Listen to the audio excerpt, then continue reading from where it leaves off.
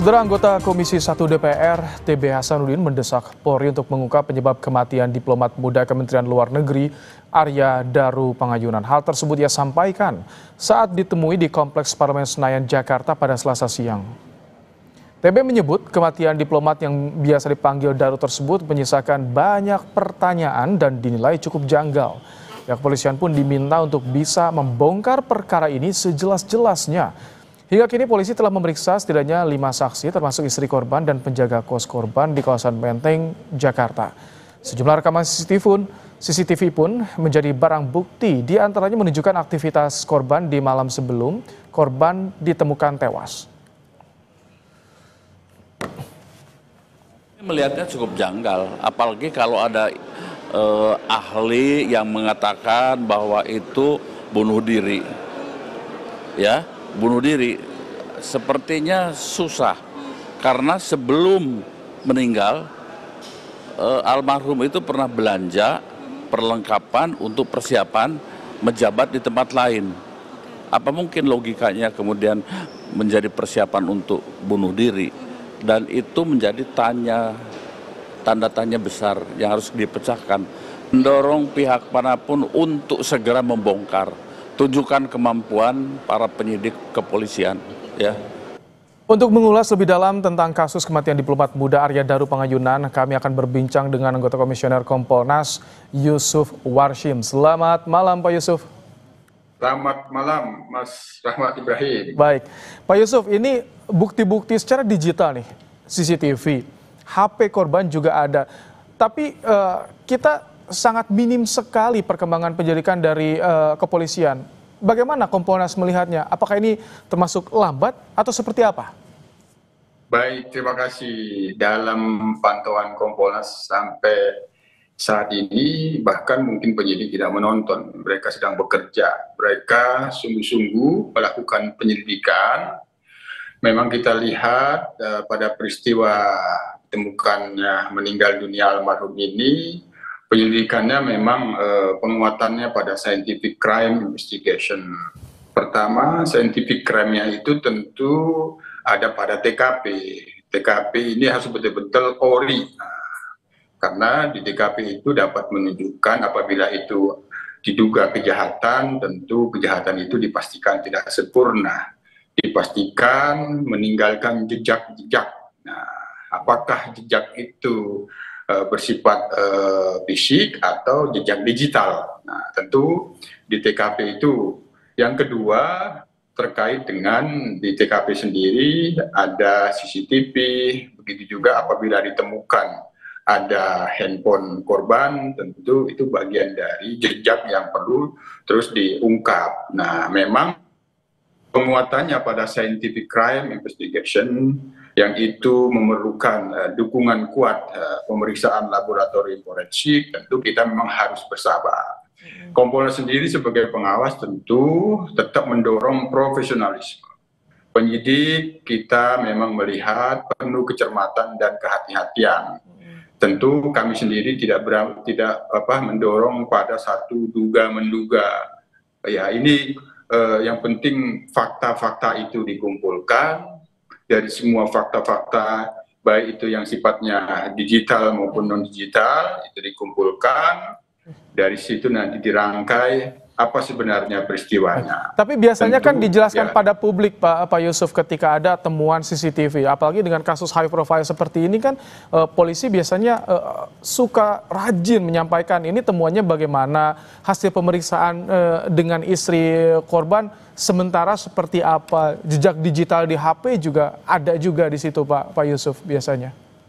Ya, tapi dalam monitor kita dari Humas Polda itu ada sedikit menjelaskan juga terkait dengan adanya komunikasi dari pihak keluarga yang itu diduga istri kepada penjaga. Itu kan sudah memberikan penjelasan yang untuk sementara menjelaskan dugaan mondar-mandirnya para penjaga kos itu. Tapi tentu untuk selanjutnya kan ini perlu dianalisis menjadi sebuah rangkaian cerita sampai ditemukannya, sampai mencongkel jendela itu, terus membuka pintu itu, kan itu kan rangkaian cerita, yang itu perlu dirangkai. Nah, hanya sekali lagi, memang kita sangat mendukung bahwa pengungkapan kasus ini penguatannya pada scientific crime investigation. Misal di TKP kan memang apabila ya sekali lagi itu peristiwa kejahatan dipastikan tidak sempurna.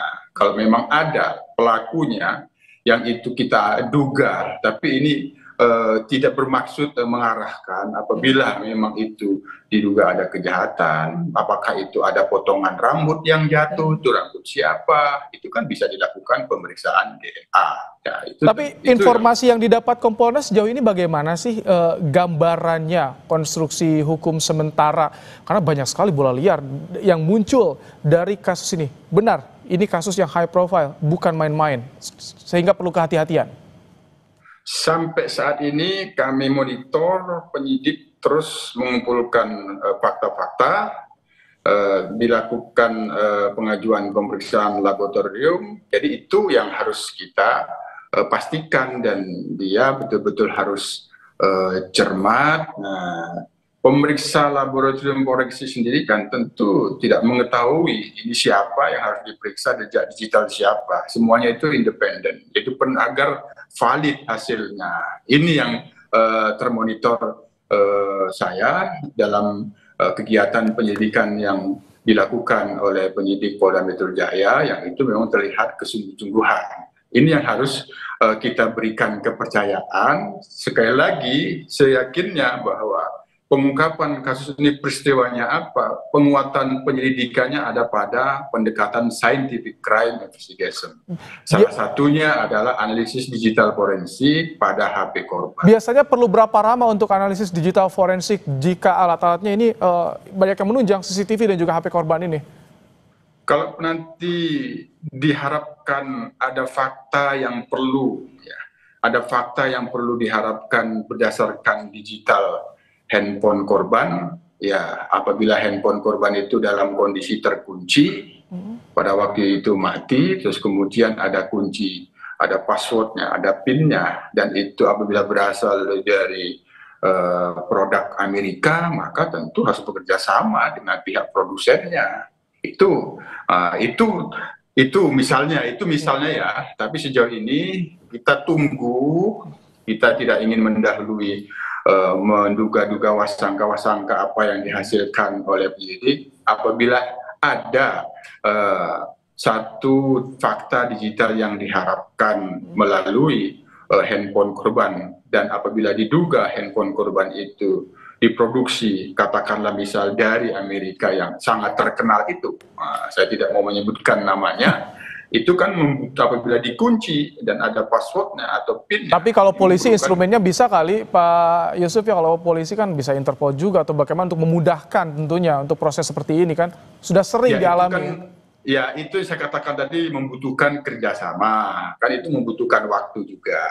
Tapi sekali lagi dalam pantauan Kompolnas sejauh ini Mas Rahmat, penyidik terus bekerja, kami sendiri mendorong tetap profesional, jangan terpengaruh kepada opini-opini apapun, meskipun itu bisa menjadi saran dan masukan. Semua itu berdasarkan fakta-fakta yang harus terus diungkap, dan itu yang harus menjelaskan. Apabila pemeriksaan laboratorium forensik, maka itu kita tunggu. Nah, yang kedua terakhir soal nanti otopsi, ini kan apakah diperlukan ekshumasi, ya itu tentu kami Kompolnas tetap mendukung apabila itu memang diperlukan, dilakukan ekshumasi untuk memberikan lebih terang penyebab kematian, tentu itu dilakukan. Apabila memang itu tidak, yang sekarang ini sudah didapatkan hasil otopsinya, apa yang ada di dalam jenazah korban, apakah ada tanda-tanda kekerasan atau tidak, saya kira itu juga sudah bisa menjelaskan. Tapi tentu ini yang punya otoritas tentu kedokteran forensik yang bisa menjelaskan itu. Kalau misalkan direncanakan 11 hari rampung ya penyelidikan bagaimana ada tidaknya perbuatan pidana, artinya di pekan ini bukti kuat, bukti kunci, saksi kunci juga artinya sudah dikantongi oleh penyidik. Ya semua pihak-pihak yang bisa berhubungan dengan fakta peristiwanya, kami yakin dan kami pantau itu dilakukan permintaan klarifikasi. Tapi sekali lagi tentu kita tetap harus menjauhkan dari segala asumsi-asumsi, karena fakta itu yang nanti akan menjelaskan. Ada yang berkatakan bahwa ini diduga bunuh diri, ya tergantung bagaimana faktanya. Tapi sejauh ini, karena ini dari sisi korban sendiri ditemukan berada di dalam kamar, kan sederhananya siapa orang terakhir, apakah ada selain korban yang masuk di dalam kamar kos tersebut? Kan itu satu pertanyaan yang sederhana, yang itu pasti dipastikan itu berusaha diungkap faktanya oleh penyidik. Itu Mas Ibrahim. Kalau misalkan dengan adanya CCTV di kos-kosan yang tergolong mewah ini, tentu sebetulnya harusnya bisa dengan mudah melihat ya, kalau misalkan tidak dipotong-potong nih Pak Yusuf. Betul, maka dipastikan kan tadi yang saya katakan, TKP itu yang sudah diolah TKP 3 kali itu memang benar-benar ori, termasuk CCTV yang berada di TKP yang itu menyorot jalan ke kamar yang kita lihat ada pintu kamar. Nah itu dipastikan ori semuanya, disitulah akan diketahui berdasarkan analisis digital forensik. Disinilah penguatan scientific crime investigation itu yang kita diperlukan kesabaran sedikit, Mas. Baik. Terima kasih Pak Yusuf Warshim, Komisioner Kompolnas, telah menyampaikan bagaimana kondisi penanganan terkini di program Kompas Malam. Terima kasih Pak Yusuf. Terima kasih, salam sehat.